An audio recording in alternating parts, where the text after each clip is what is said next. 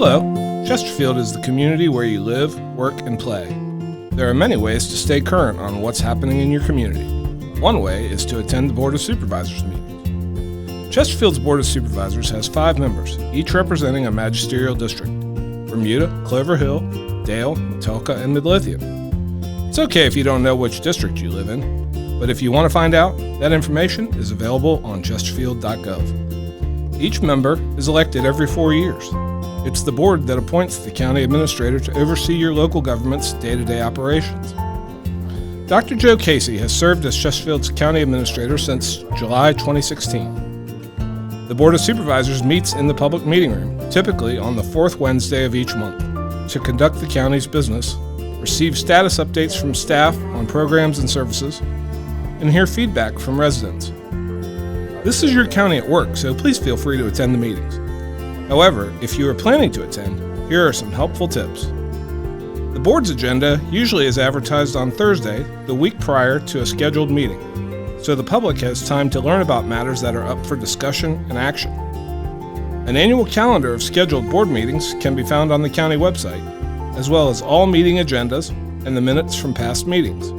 To speak at the Board of Supervisors meeting, you must sign up no later than noon on the day of the meeting by calling or emailing the board's clerk at hallsj@chesterfield.gov. Seats are available in the public meeting room on a first-come, first-served basis and contingent on capacity limits.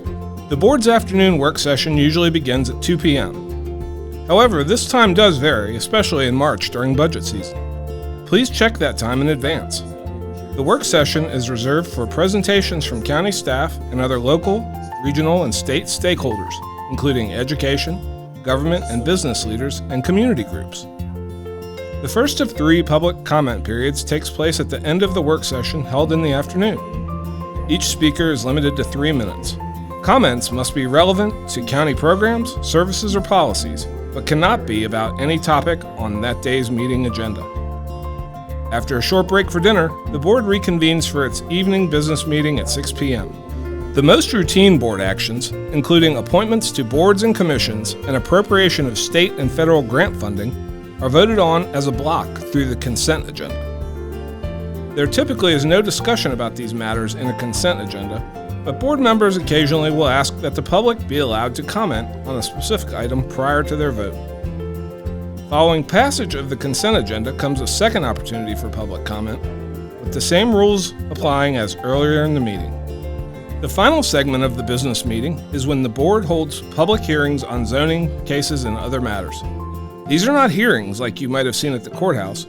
They're opportunities for Chesterfield residents to weigh in before the Board of Supervisors takes action on significant items, such as the county's budget, capital projects, the purchase and sale of real estate, or other major expenditures. The meeting concludes with a third and final public comment period. Be aware that sometimes the board may recess following the afternoon work session or later in the evening into what's known as a closed session.